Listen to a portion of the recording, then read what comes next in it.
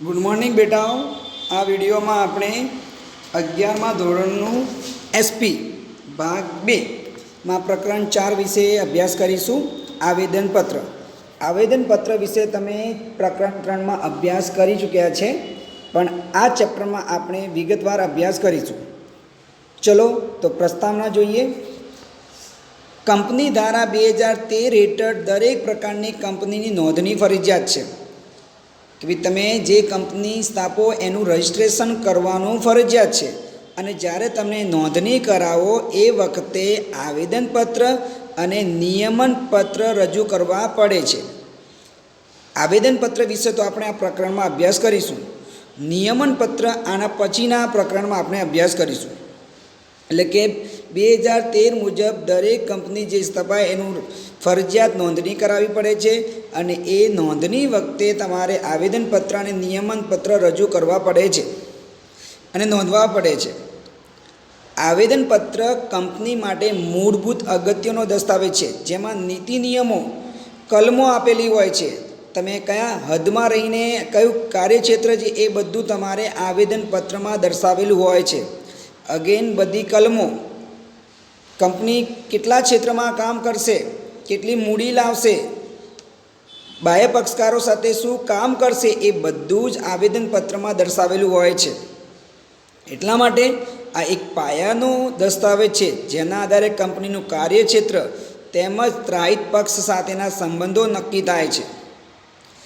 આવેદનપત્ર કંપનીનું બંધારણ રજૂ કરે છે. કલમો, રૂલ્સ એન્ડ રેગ્યુલેશન, એમના રાઇટ્સ, એમની ડ્યુટીઝ એ બધું જ રજૂ કરે છે, જેમાં નામ, મૂડી, જવાબદારી, ઉદ્દેશો વગેરે હોય છે.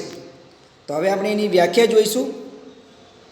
વ્યાખ્યા: આવેદનપત્ર એટલે કંપની ધારા 2013 અથવા જે અગાઉના કંપની ધારા મુજબ ઘડેલું અથવા વખતોવખતની જોગવાઈઓને આધીન રહીને ફેરફાર કર્યા મુજબનું આવેદનપત્ર. એટલે કે 2013 પ્રમાણે અથવા એના પહેલાં જે કંપની ધારો ચાલતો હતો એને અનુસાર જે રૂલ્સ એન્ડ રેગ્યુલેશન, જે કલમો નક્કી કરેલું હોય એવું પત્ર, એને આપણે આવેદનપત્ર કહીએ. જેમાં બધી કલમો હોય છે, જેમાં બધા રૂલ્સ એન્ડ રેગ્યુલેશન હોય છે, કંપનીનું કાર્યક્ષેત્ર હોય છે, એને આપણે આવેદનપત્ર કહીશું.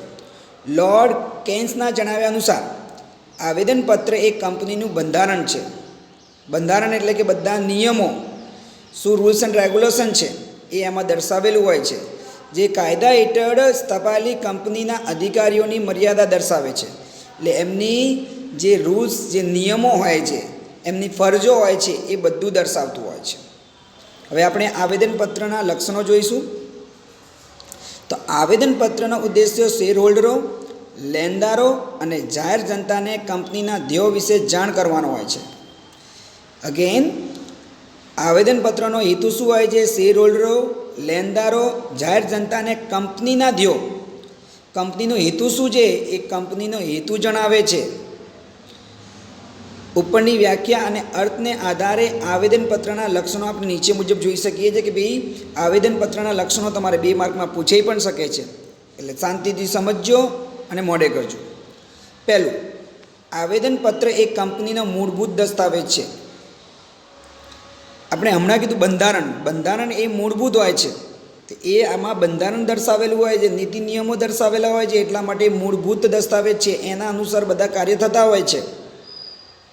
બીજું, આવેદનપત્ર કંપનીના ઉદ્દેશો જણાવે છે, એમનો હેતુ જણાવે છે, નીતિ નિયમો જણાવે છે, હેતુઓ જણાવે છે. ત્રીજું, તે બાહ્ય પક્ષકારોને ઉપયોગી છે. મતલબ બાહ્ય લોકોને ખબર પડે કે કંપની કેટલા કાર્યક્ષેત્રમાં કામ કરી શકે છે, શું નિયમો છે એ ખબર પડે છે, એટલે ઉપયોગી નીવડે. ચોથું, આવેદનપત્ર કંપનીના અસ્તિત્વ વિશે અને તેની રજિસ્ટર્ડ ઓફિસ વિશે માહિતી આપે છે. આવેદનપત્ર હમણાં આગળ જોયું આપણે કે જ્યારે કંપનીની સ્થાપના કરવામાં આવે ત્યારે આવેદનપત્ર અને નિયમનપત્ર રજૂ કરવા પડે છે. એટલે આપણને ખબર પડે કે કંપની ક્યારે સ્થપાઈ છે, એ કેટલા સુધી ચાલશે, એ રજિસ્ટર ઓફિસ વિશે આપણને બધી માહિતી મળે છે. પાંચમું, આવેદનપત્રમાં ફેરફાર કરવા ખૂબ જ મુશ્કેલ છે. જેમ નિયમોમાં ફેરફાર કરવા મુશ્કેલ હોય છે, અમુક રૂલ્સ એન્ડ રેગ્યુલેશન સ્થપાઈ ગયા હોય છે, કલમો એકવાર લાગી ગઈ હોય એ કલમોમાં ફેરફાર કરવામાં વાર લાગે છે. તો એવી રીતે આમાં પણ આવેદનપત્રમાં પણ ફેરફાર કરવો મુશ્કેલ છે. એમાં લાંબી પ્રોસેસ હોય છે જે ફોલો કરવી પડે છે. અને લાસ્ટ, આવેદનપત્ર કંપનીનું બંધારણ દર્શાવે છે. કંપનીનું બંધારણ એટલે રૂલ્સ, કલમો બધી દર્શાવે છે. એટલે ટૂંકમાં આવેદનપત્ર એ કંપનીનું બંધારણ દર્શાવે છે, મૂળભૂત ઉદ્દેશો જણાવે છે, બાહ્ય પક્ષકારોને ઉપયોગી હોય છે, તેના અસ્તિત્વ અને એના રજિસ્ટર ઓફિસ વિશે જણાવે છે, અને એમાં ફેરફાર કરવો ખૂબ જ મુશ્કેલ હોય છે. એટલે I hope so you understand up to this one. તમને આટલા સુધી ખબર પડી હોય. હવે આપણે નેક્સ્ટ વિડીયોમાં આવેદનપત્રનું જે મહત્ત્વ છે એ આગળના વિડીયોમાં જોઈશું.